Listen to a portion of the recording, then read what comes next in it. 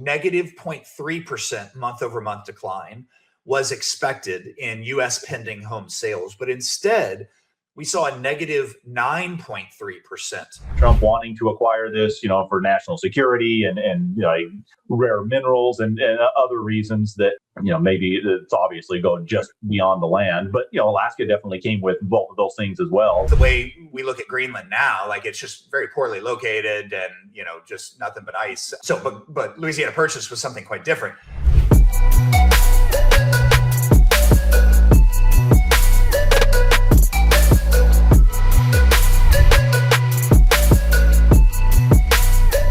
Episode 74 of the award-winning Market Moves with Mark and Jeff, two uninteresting guys talking about very interesting times. Jeff, how are you today? Doing good, Mark. I kind of like the sound of award-winning. A big shout out, and again, thank you. I know we've talked about it on the podcast, but we recently recorded something for the Appraisal Buzz that hasn't hit yet, but will be maybe by the time this episode airs. I don't know, but I had a conversation with Hal Humphrey over there, and just a lot of fun. So definitely appreciate, again, the recognition and those that were silly enough to vote for us. I actually had the podcast described as being silly at times, but insightful by a common personality that you and I know.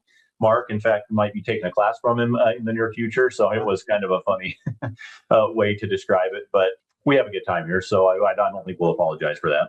Yeah, about as good of a time as appraisers have, Jeff. That's what we do here. We did have a few comments and predictions on the National College Championship. You didn't come out on top there. I'm already off to a bad start with predictions. I mean, if I was putting money on it, I would have bet on Indiana, but it didn't play out that. I was pulling for the underdog, but that was kind of it. But as I thought about it too, I mean, it's kind of cool to see somebody who's not been on the national stage, run the table. I mean, that's a heck of an accomplishment. So I wasn't disappointed to see that play out either. The Indiana program and the quarterback Mendoza is like just what underdog or persevering stories one way or another. There's a lot of bad, it seems, that's going on in college sports. Boy, basketball has been the height of it right now, where they're kind of bringing back professionals mid-season and inserting them into teams in the middle of college. Carson Beck, the quarterback for Miami, was in an interview saying, "Hey, what's it like going to class when you're in the middle of this national championship run and on TV all the time?" He's like, "Go to class. I graduated 2 years ago. I don't go to class. I thought you were a college athlete." The whole thing is just a mess, but in that you have these really beautiful stories to follow and underdogs to see come out on top. It's very cool. Yeah, it really is. And I mean, I don't know if Indiana was on anybody's bingo card as far as running the table or like being as prolific as they were. So it's definitely cool to see. I've been a fan of college sports for a long time. I don't know what to think about where things are headed, generally. You commented on a previous episode about this private equity play to like buy the University of Utah athletic department or rights. I don't even know, still what that looks like or where that goes. There's just a lot of change. And anytime you have a lot of money at stake, you just find people trying to seek a competitive advantage one way or the other. And it's understandable on the one hand, but I think it definitely has some negative effects, with the way it plays out too. There's been a lot of scuttle, Jeff, recently about private equity and where it can be a stain on like the national economy or American culture one way or another. And, not really opining whether or not that's really the case or not. I do think there are some cases where it's sort of irrefutable. And I'm worried for college sports because there's just a lot of money there. People are willing to spend unlimited amounts of dollars to for their school, to watch, to be entertained by it all.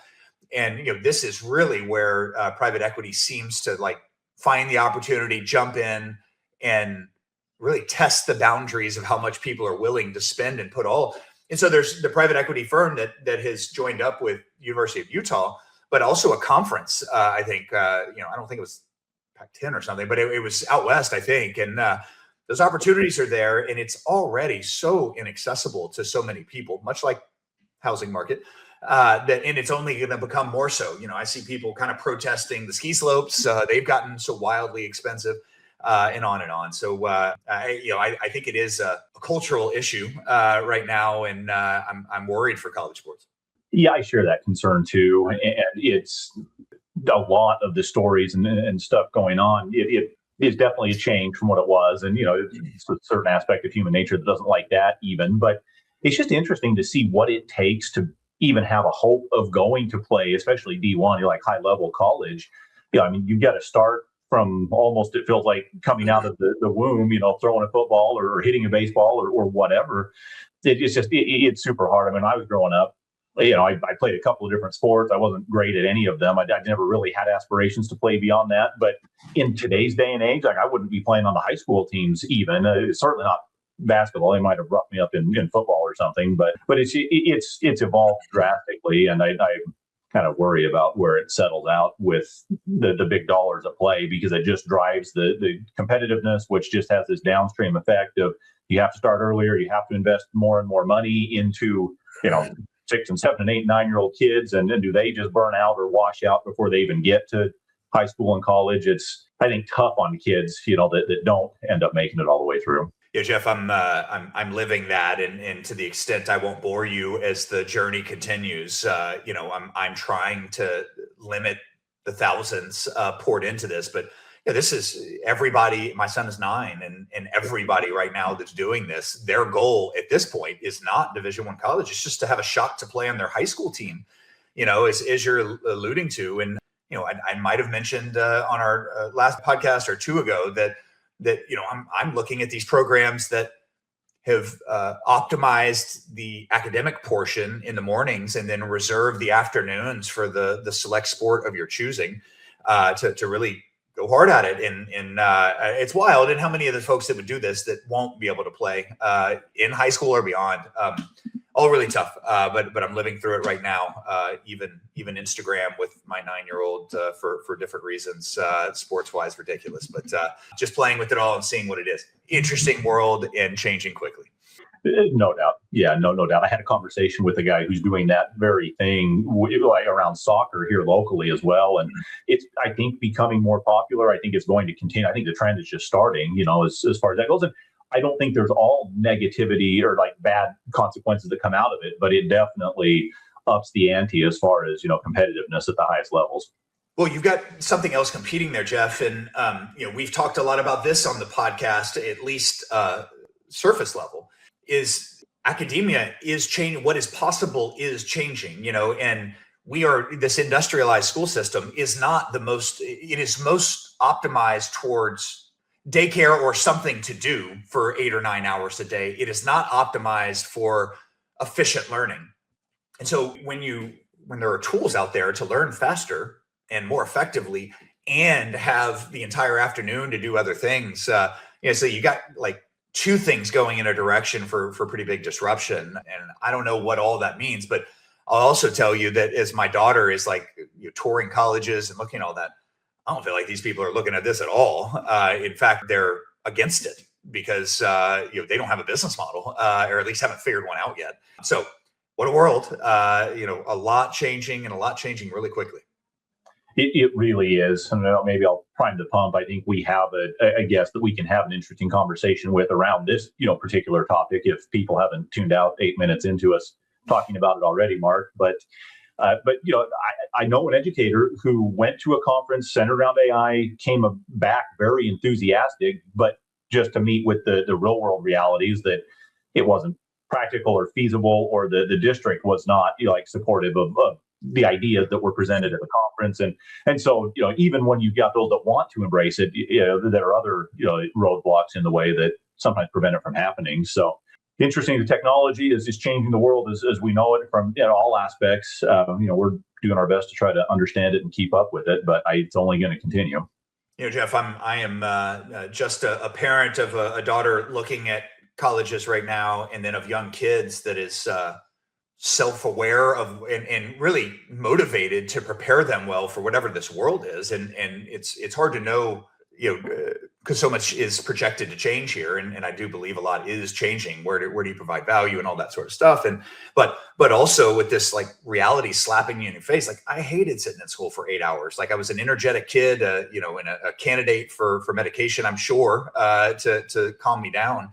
But I had enough discipline to be able to sit through the misery, and so I avoided some of that. But it's just I shouldn't have needed to do that, I don't think. And so I'm very intentional and just a parent going through this. So hopefully those with kids find this little divergence useful on occasion, and those without maybe just interested in culture generally. Hopefully it's helpful. And if nothing else, at least I can confirm you're still a candidate for medication, Mark. So you made me cover on that.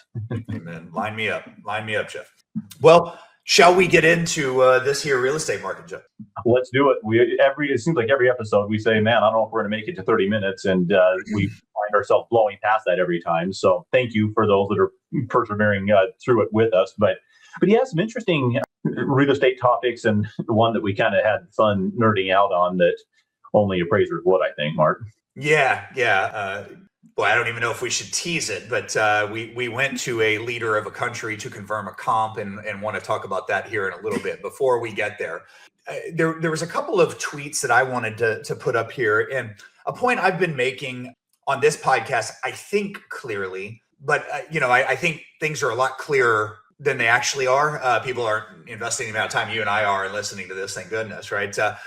But it's something I just wanted to rehash. And there was a couple of tweets in a single day caught my attention. And, I've talked about this like cruel experiment that federal monetary policy has kind of conducted on the American home buyer or market participant in housing. And that it's created these real lulls for weeks at a time, 4, 6, 8, 3, 12 weeks at a time. And it often it's tied to some sort of a hope of the market conditions getting better in the short term. And I would tie the most recent one. I think we are in the back end of a lull right now. And it seems like this market is just looking for any reason, Jeff, to fence sit longer. I think there are millions of fence sitting would-be participants as buyers and sellers in the housing market. They've been holding on forever, just not doing anything, whether they've not bought a home, whether they have one that they want to downgrade or upgrade to, whatever. And any reason to hold on longer is kind of an easy decision for them. And Trump spoke at the beginning of December, addressing the nation on his accomplishments and talking about the most aggressive housing policies in U.S. history coming in January. And this really has seemed to lead to that, coupled with the holidays, Jeff, has really led to another unprecedented stillness in mortgage activity. And so this NAR came out with the home sales, pending home sales report, and it was far worse than expectations. So negative 0.3% month over month decline was expected in U.S. pending home sales. But instead, we saw a negative 9.3% in drop from November to December in pending home sales. We've seen a lot of stories of folks just sort of bailing out of pending contracts, but this is the largest decline since the pandemic in 2020. And, I think this speaks to the stillness that we've been seeing here. And this has happened 6 or 7 times over the last couple of years, Jeff. And it's kind of hard to predict, but a lot of times this seems to be tied to Fed chairman in the market believing that the next time they speak, we are going to have a Fed fund rates drop and then an assumed mortgage rate drop off that. And so people just sit and wait. And so we've seen a lot of this stuff. It used to be, Jeff, that everybody wasn't hanging on every word that the Fed chairman said. And then markets moved drastically, not even based on what they said, but how they said it. How did it compare to the same sentence the last time they spoke? And that's not how things are supposed to be, but it is how they are right now. So you couple that, Jeff, with this second tweet, which is from John Downs, someone we had on friend of the pod, John Downs, mortgage loan officer, talking about having more new purchase leads so far this year, 22 days into the 90-day quarter, being more than he saw in the entire first quarter of 2025. So there is an explosive growth in interested buyers. And a lot of this pending sales stuff, Jeff, is, and this is one anecdote. It's in the general Washington, D.C. area. It's probably 10 loan officer compiling data there, so at least it's not a single one. But so maybe there's some market dynamics that are unique to this, but I don't necessarily think so. We're going to talk about Trump policies. I'm not sure they're that impactful, but I think the psychology is impactful to the buyer and seller out there. And I think we may be coming out of yet another lull here, as evidenced by these two tweets. So I just wanted to put them out there, Jeff, and get your reaction. Yeah, you bet. It's so interesting. And I made a comment, previously that on the surface, some of this almost feels a little bit schizophrenic. A drastic drop in pending home sales in December. And boy, we sure haven't been immune to that. We felt the effects of just, yet another drop in like transaction volumes and that sort of thing. It's interesting, that juxtaposed against, John's experience with a lot of ramped up interest. And I think that as affordability gets addressed, that you're going to have a lot of people come off the sidelines. And even as you were just laying this out, Mark, I was thinking, if I could, I'm not necessarily looking to upgrade or downgrade, but there are differences in housing that I wouldn't mind having. If a lateral move didn't mean a significant increase in the monthly carrying cost, the mortgage rate and that sort of thing, I would potentially be a buyer in the market. But I'm very much in this camp of locked in and not bursting at the seams and needing to upgrade and don't have all the kids out of the house and, really looking to downgrade or anything like that. But a potential would be, market participant that just says, hey, I would prefer some differences and I would transact if it was something of a lateral move financially as well as general home price and scenario. But I'm not. So I sit on the sidelines and I may sit on the sidelines for years to come. I don't know. But I think we're seeing, a lot of that where if I don't have to move, I'm not going to. And even those that have gone down the pathway in December and tied up a house in contract have then backed out at a historic rate again. And, that trend isn't going to continue forever. But one of the interesting things with the psychology in the markets is when things are good, they're good. And when they're tough, they're tough. And it takes a while. It's kind of like moving the Titanic as far as shifting that, that perspective. It does. We see it in almost any historic chart that you see on real estate. There are ebbs and flows. It's up and it's down. We're living through that. I think in terms of transaction volume, we're saying, man, let's get out of this down cycle, and it just keeps finding ways to extend. It will pick up. I think what John's saying is there's definitely interest, but I don't think the interest is yet coupled with the ability to transact, that's at least at the rate that people on the sidelines would like to be. Yeah, Jeff, I think I probably haven't hardly communicated this at all, but sometimes as it relates to housing prices and what will happen, I feel like my outlook runs a little counter to the mainstream. And I do wonder if we have as much of a psychology problem as we do a dollars and cents affordability problem. Just looking at the data, I've seen it, reposted a bunch of times here. We need a 300 basis point drop in the mortgage rates to get affordability back to where it was pre-pandemic, or something like a 35% reduction in median home value to get back to that. We ain't getting there, I don't think. It will be devastation. But yet I still think that the US housing market, in terms of relative affordability to the rest of the globe and in other high performing countries, is that we're still relatively affordable. And so there was room to kind of withstand this on some level. You look at New York or San Francisco's sale prices, just as an example, as a percentage of income. People just kind of figure out how to make it work, whether it's an interest only loan or whatever. And so there's room. It's certainly got to get more affordable, but I think it may be that this will be and is a very slow turn. But I also think that if psychology, and maybe coupled with some rate deduction or reductions, happen, this thing will turn on a dime, and you have 3+ years of pent up demand, like you just described of yourself, probably describes me too. Life has happened. I'm okay not doing anything, even though life has happened, but it has happened. And if there was a reasonable option for me, maybe I would consider different. And I think a lot of people are thinking that way, and it could just or largely be psychology. Administration, government seems to be pretty optimistic about the economy the rest of this year. They've got some housing policy stuff. They're out there saying, I want you to be a homeowner, not a renter. I don't know. Those things might matter more than we give credit to. It's an interesting point about the psychology. And as I think about it, Mark, I think a lot of people, and I definitely fit into this bucket of, I just don't really want to take on a significantly higher portion of the monthly income in the housing expense. And fortunately, I'm in a position that I'm not forced to do that by life circumstances or whatever. And so, your description of this being psychological at some level, resonates with me. I mean, it describes me, at some point.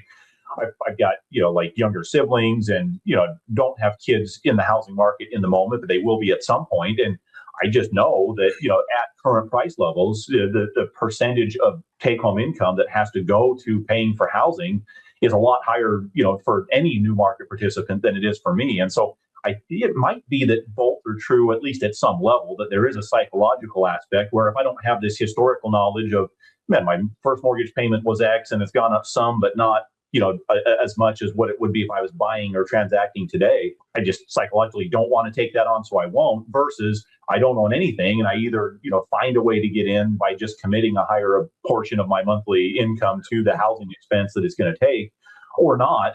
And at some level, I think rent rates kind of force the reality that it's just not cheap to pay for housing in the moment, whether you're renting or buying. And so what you're saying definitely makes sense to me. I hope that in our continual study that is this podcast is that we can find somebody that can speak expertly on the homebuyer psyche generally and what it is in the world, how it's changed, what it is today, and how that impacts things. That would be interesting, Jeff, I think, because we've talked about the average age of the first stock market investment for U.S. citizen has dropped dramatically. People are getting in quick. Home ownership has gone. I mean, it's you're elderly by the time you're first getting into a house for a lot of this younger generation, and so there's just so many changes. I'm pretty fascinated by it, and it's all part of this enormous change that the country is experiencing. I was listening to a really interesting podcast on AGI from Ray Kurzweil and Peter Diamandis and several others. That was a really heady, futuristic discussion. Sounded a little ridiculous, actually, but I think they're suggesting that we will in the next 10 years experience as much change as we experienced in the last 100. And that almost feels like an understatement, with whatever is coming here with, artificial intelligence, et cetera. I hear people make proclamations like that, and on their face, they do sound ridiculous. And sometimes people do make ridiculous proclamations that never actually come to pass. But at the same time, when you look in the rearview mirror, do you even remember the year that the iPhone came out? Like, it's just interesting to think, what was life before a smartphone in my pocket? And most listening to this podcast, remember those days. Many might even remember days pre, like, just proliferation of cell phones in general. Forget the computer in your pocket. And it feels like we've had those for a really long time, but it's not that many years as you go back that there weren't. I think I was watching a movie or listening to something where somebody was talking about, back in the days before there was Amazon, you could just order things and it showed up, in 2 days. And it's like, well, crap, I guess I do remember those. I don't think about it because it's not the reality that I live in today. But, to say that things are going to be drastically different in 10 years from now, well, if I look back 10 years, they're different in a lot of ways. Probably not at the pace at which, this podcast is suggesting, but it's always fascinating to look back a little bit and realize that, I guess I did live without, everything in my pocket, in the way of a smartphone and whatever the other technologies are, internet, pre-mobile, all of that stuff is at least within my lifespan. So it's not as far flung as it might seem that AI is going to make a real impact between now and 10 years out. Well, Jeff, how about this for a segue? I can hardly remember a time that the iPhone didn't exist, but can you remember back to when Alaska was not part of the U.S.? I would have to dig through the genes of history and genealogy to remember that. And to be honest with you, Mark, I couldn't even tell you what year we acquired Alaska as far as when it became a state. It was the last or the second to last one that we acquired. I don't remember the history between that and Hawaii. Grok could tell me in an instant, but I haven't looked it up. Yeah. So Well, Jeff, it was, of course, how can we not comment on Greenland? We will not be commenting on its whether or not it is strategically important or whether the United States should be engaged in the discussions that it's discussed or that is being discussed. That isn't quite our place. Above our pay grade, I think, is what Obama would say. But Vladimir Putin, in response to these ongoing discussions, I'll have everyone know that he says he's okay with whatever happens with Greenland. Great, whatever. But he essentially, and the appraiser in me couldn't help but chuckle at this. But Vladimir Putin was essentially confirming the comp, the sale of Alaska from Russia to the U.S. And so Jeff and I thought it would be good here to review some of the metrics here. So first of all, this Alaska, it was bought for like 1.7 cents per acre, jumping ahead on our bullets here, but it's pretty cheap in today's parlance. But Seward, I guess, was one of the bureaucrats that led this acquisition, and it was so unpopular that it's known as Seward's Folly, the acquisition of Alaska. And what a freaking deal this guy got in negotiated. I feel bad for him that he had to live through all the negativity, because I don't think anybody looks at it that way. So may you and I make some stupid decisions today that legacy remembers different, Jeff. I can only hope for that, Mark. I've made some stupid financial decisions that legacy isn't remembering any differently, unfortunately. But it is so interesting. I think generally buying land in the long term turns out to be a good play. I was asked to do an appraisal years ago by this crazy old guy, man. He was like in his 80s at least, and insisted on driving me out to go show me his land, to do this appraisal, years and years ago. And he misses the exit to get off the freeway. And so rather than just go down to the next one, he like pulls into the side under the shoulder, reverses down the freeway to get back to the exit. I thought, I'm going to die. Like, I'm going to die as an appraiser on the job. I obviously didn't, but I was literally like worried for my life, because this guy, like, he didn't even act like he knew what was going on around him and stuff. But we were going to see this land. His dad told him, when he was young, buy as much land as you can and hold on to it. And it, in the long run, tended to work out for him. I don't know if Seward was his dad or not giving that recommendation or that advice, Mark, but it's played out reasonably well for us. I'll be honest with you, I was off by a long way as far as my recollection is when we acquired Alaska. We're showing this here in 1867, but interesting to see what the pricing has done over time on that, Mark. It's we have the tweet posted here that was summarizing along with the video of Putin talking about this, but it's kind of hilarious listening to him run through the reasoning and the comp, including making a market adjustment. So it was bought, from Russia, sold by Russia, bought by the U.S. 1867. Roughly 424,000 acres is Alaska for $7.2 million, and that works out to 1.7 cents per acre. So pretty good, but Putin went so far as to make this market adjustment. I think inflation only, but a market adjustment of about 2,100%. To get to an adjusted value of 0.37 cent, 37 cents an acre, and in a total adjusted price of 158 million in today's dollars. Jeff, I think some houses in LA are selling for this, so I'm not exactly sure that analysis gets us to where we need to be. What do you think of this? Well, I don't think there's any $158 million homes in Greenland. If we're looking at like location differences, Mark, that's probably a discussion for a different day. Yeah, it was really funny. He like lays this out, just kind of in tweet format, but basically doing what an appraiser would do and confirming a comparable sell, or like applying that comparable sell to come up with the value of the property you're appraising. He like just lays it out in narrative format. I'm actually of a mind to find some way to bestow upon him like an honorary certified general appraiser credential in some way, just given the logical way that he kind of went about approaching this. I don't really know why he was like opining on what the U.S. should be paying for Greenland in the first place, but he's definitely pointing to data in the market. Well, I sold this chunk of land, so maybe they ought to pay that, for this other one. Was kind of an interesting analysis, or even just comment that you put out there.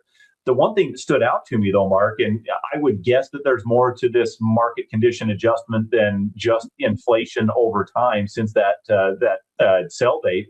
But this implied value of $158 million is several orders of magnitude less than what at least reports out of the White House have been floated, saying that the price range could be in the $500 billion to $700 billion price range, not the $150 or $60 million price range that that this Alaska cell comp would maybe suggest, assuming the math is right. So on the one hand, Trump is kind of the self. He's a real estate guy, right? He likes to will and deal. I don't know if his price point for Greenland is based on very good comparable data or not, but kind of a funny analysis to go through on it. Well, a couple things occur to me, Jeff. First, Putin's valuation is suggesting that that Denmark should do it. By a long shot, and so I'm just surprised by that. But in addition to the 500 to 700 billion discussed, there was also large payouts to the citizens of Greenland. So it's really even more than that. Is that a concession, Jeff? I don't exactly know. But if the definition of market value is a knowledgeable buyer and a knowledgeable seller, each acting rationally, would people consider the Greenland purchase, given our president, can we even meet market value if this thing is to transact?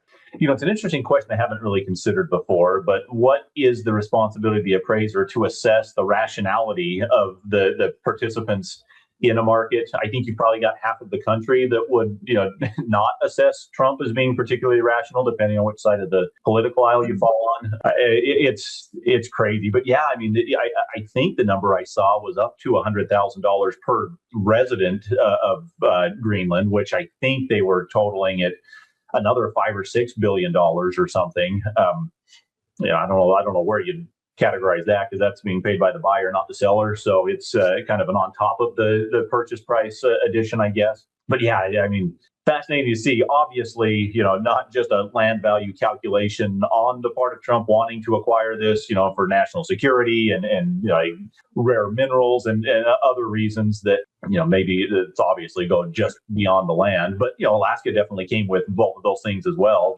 strategically located, for national security and definitely, with oil and other, natural resources. So a very fun analysis, even if it isn't being applied by the president and his team. Jeff, the continuation of the commonly used definition of market value is also talking about cash or cash equivalent. Does it matter when the buyer can print its own money to buy? Is that perhaps behind the grossly inflated offer here? That's a really good question. Defined as cash equivalent, yeah. When you just happen to have the print for the printing press for the cash, I guess. I think I would probably argue that you're not a typically motivated buyer at that point if you're not price sensitive in the least as far as what you're actually paying for this thing, which is pretty evident in the suggested price point relative to what historically has been paid. So I don't know if I got that right or not, Mark, but I would suggest that it probably doesn't meet the traditional definition of market, like a market value transaction, on at least one or two bullet points. I'll say, Jeff, that whatever anyone thinks of Trump, I am pretty enamored by the don't consider anything impossible, and watching kind of the art of the deal strategies to go from everyone thinks it's ridiculous and impossible to discussing it and then getting to a place where it can happen in some way. Even the renaming the Gulf of Mexico. I don't know. I think in this world, I think us, our listeners, appraisers, real estate professionals should be thinking about the world in this way, in our industry in this way, because things are changing quickly. And, I think what hasn't been possible ever may be in some way we haven't considered or pondered. And I do think there's a little bit of lead or inspiration to take from that. I think it's a necessary muscle to exercise these days. Well, and it's inspiring, Mark. Like it's fun to be pursuing something that isn't just business as usual. Just do the same thing day in and day out for a 50 or 40-year career or whatever it is. I remember when that first came out about like Trump first made a comment about this. It was far fetched. It seemed weird. It was crazy. But like you say, I mean, we're now to a point where it's actually being discussed. Somewhat. Well, not somewhat, very seriously. In fact, I saw just today some reporting that he was actually walking back some of the kind of aggressive language around taking it by force militarily, by imposing additional tariffs and that sort of thing. I think setting up to like actually negotiate this thing in some, maybe more rational way. But to go from, hey, wouldn't it be cool if we bought this, to, hey, we're actually executing a plan to negotiate this is fascinating. And it does bring to mind, zooming out a little bit, what you were talking about. I was recently reminded of like this impossible barrier of the 4-minute mile that was impossible for years until it wasn't. And then a bunch of people broke it in very quick succession.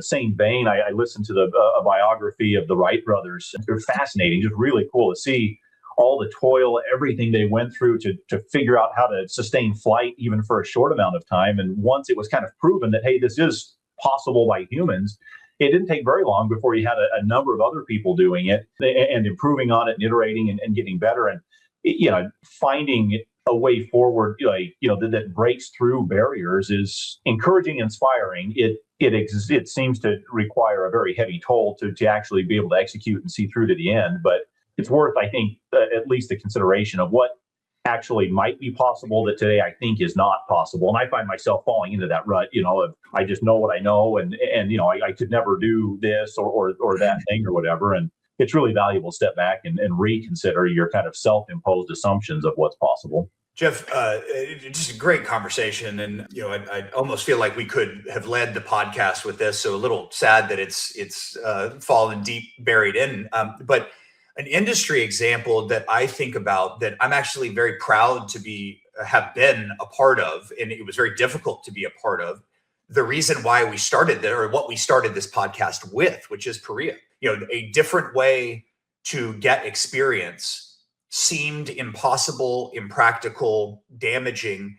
And the Appraisal Institute, to take this on, this is like the exact opposite of the type of entity that would take a leap of faith in this way and try and go where the industry needs to be, instead of meeting it where it always has been, and everybody will be most comfortable if we keep serving it in that way. And it has been, past President Jody Bishop from the Appraisal Institute issued me a President's Award, which I'd still hold very dear because of kind of all the background of what that meant. It meant going out on a limb against a lot of opposition, and in opposition even to this day. But there are pretty good reports of how Perea is running for the Appraisal Institute. It's stabilizing, and I think it is a fixture of the industry moving forward, and something that has been viewed as impossible. And I applaud the Appraisal Institute, as painful as it was to push through, as costly as it has been to push through, to really be part of a solution and kind of modernization of things. So this is happening in a lot of places, and the foundation, I think, is they're right in the middle of this with creating the Perea standard. I think have gone a little far in talking about doing away with experience altogether. I think it's probably more out there as a brainstorming and collection of commentary. But now is the time to be considering these things, and nothing is off the table to discuss. Why would it be? Yes, such a good point, Mark. And I wasn't thinking about that, but Perea really was one of those breakthrough things that, we let out or started the podcast around, because we just recognized how impactful it potentially could be, but also how controversial it was at the time. And I think, as you rightly state, even to this day. But with you, I'm proud as heck that the Appraisal Institute got it over the finish line, and even as of today is still the only provider of that specific program. And others have fallen by the wayside. It's this impossibility. A lot of people were trying to beat the 4-minute mile, before it actually happened. And you had a lot of people that tried to bring on a Perea program, and I have no doubt in time we'll see others that come to market, and maybe even in short order. But the point is just it's taken a lot longer than anybody anticipated to do this sort of thing. I think it took longer and was more expensive I would guess, I don't have any, like inside information on this, that may be what the Institute thought initially. But regardless of that, they've had a backlog of people waiting to get in. I've got my youngest brother who's, planning to, take that pathway to getting licensed and certified. It just is one of those things that wasn't possible until it was, and is a great example, I think, in our space, and even as touches the podcast, as we've had a number of people on in and around that program, kind of talking about how it came to be, and then what the actual experience is teaching in it, and getting the experience. Just a lot of those things that we think, well, we just always have done it this way, so we always have to continue doing it that way until we don't, and those are fun initiatives to be part of. But man, there's a lot of public opinion that doesn't like to see things change, the status quo change. A lot of naysayers, and I've seen a lot of that with the Institute. It's costing so much money, and you're tanking the organization. And it's like, I've looked at it and said, we've got people like lining up to get in, and the only limitation is capacity to run people through it.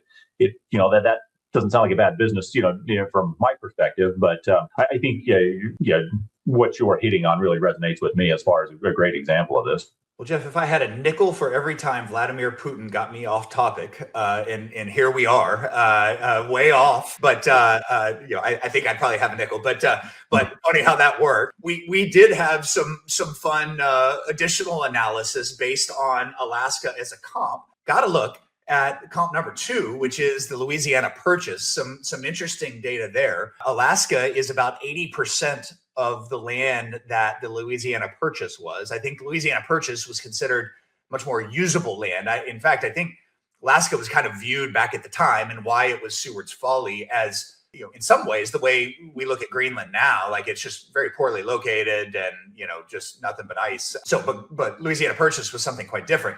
April 30th, 1803, Jeff, seller was France, 530,000 acres and bought for 15 million. That is 3 cents an acre. So this was, 64-ish years before the Alaska Purchase. But, what is that? 2 times the price or so. So if you apply the same market adjustment, you get to roughly 81 cents an acre for an adjusted price of 344 million. You have me thinking that we should have done Hawaii next, and I don't know if we bought it in some way or not, honestly. So, but interesting nonetheless. We've got two comps here. Well, 3 comps usually round out to at least a minimum of a sales grid mark. So maybe we can take that as a to-do or a takeaway here. I don't remember the circumstances of the acquisition of Hawaii either.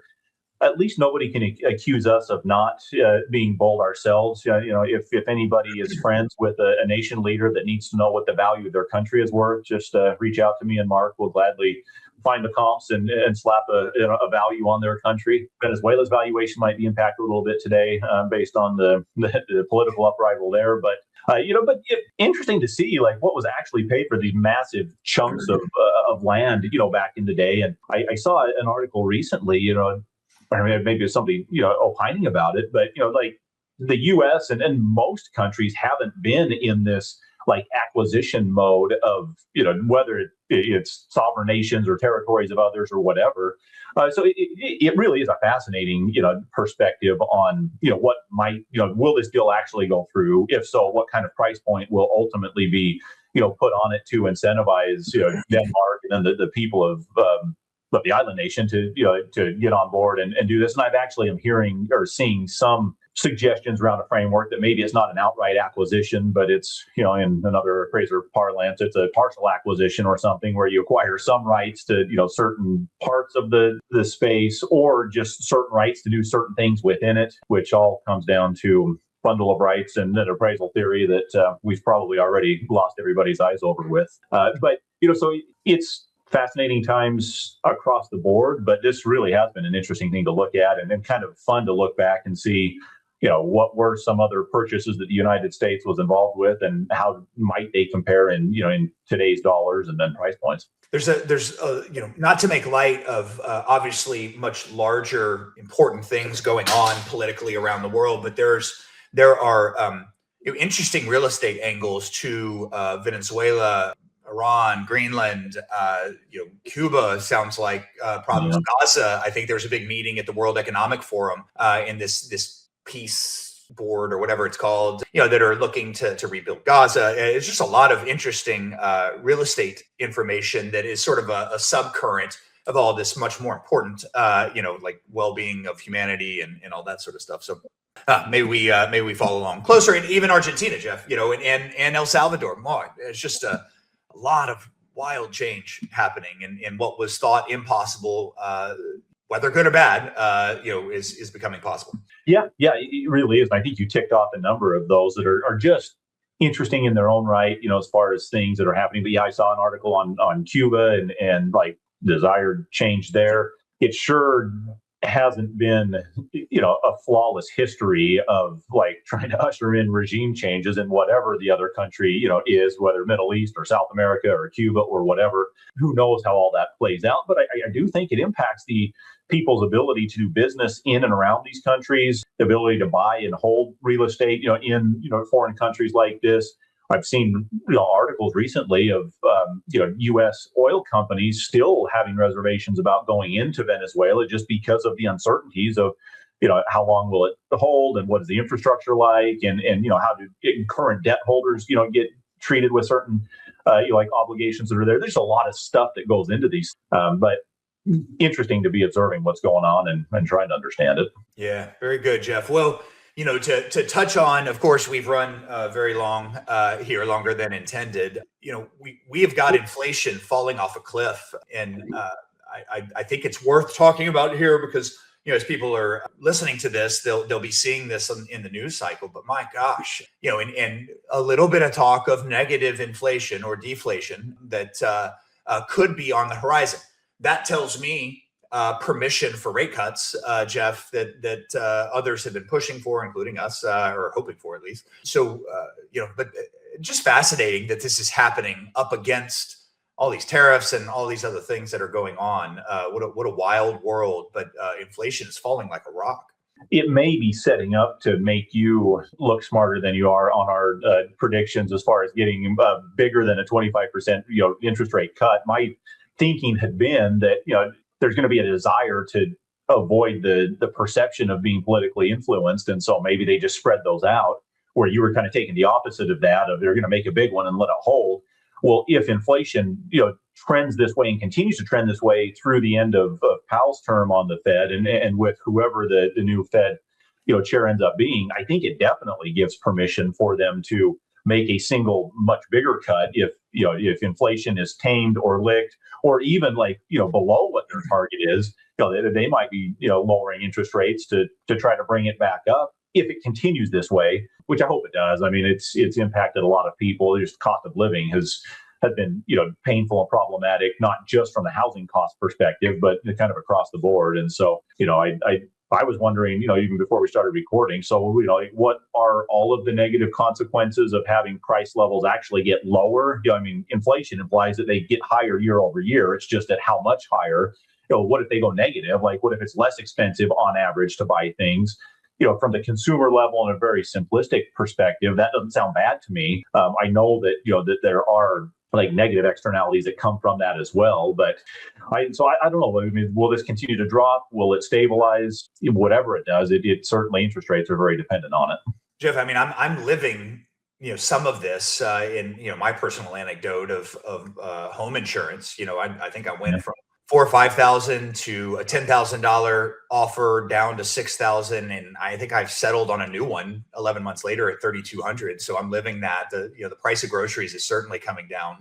Eggs specifically catch my eye, but you're feeling a lot of that one way or another. I have no idea if it's like where it was pre-pandemic. I don't really know there. Is this just a return from material inflation or temporary inflation? I don't know. Yeah, for sure. Hard to know, but things have definitely run up dramatically in this zero interest rate policy period from the pandemic to today. So worth tracking, but man, I hope that it continues to be at or below the target. Because it does definitely give permission to lower borrowing costs, and that will pull people off of the sidelines. We're talking not last 2 weeks of interest rates. Mortgage rates dipped under 6%, and everybody was super excited about that. It, as it tends to do, just didn't stay there very long before it bounced back up. But it really does, facilitate transactions as people can, borrow at lower rates and address some of the affordability challenges from that perspective. I hope it continues, Mark. We'll continue to watch it. You bet. Well, Jeff, I think if you're all right with it, we will save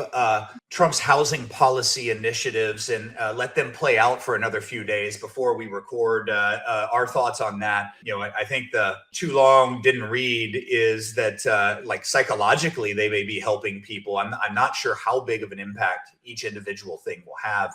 Maybe the 401k is a little bit more impactful, but tune in next week, I think, where we'll be talking about that more. Yeah, for sure. That did give us a little bit of time to digest it as well.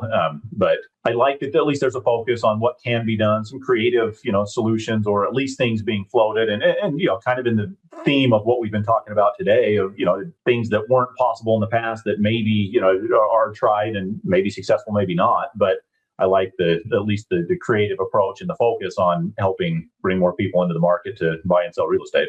Well, folks, that is episode 74. He is Jeff. I am Mark. Thanks for tuning in. See you next time. Until next time.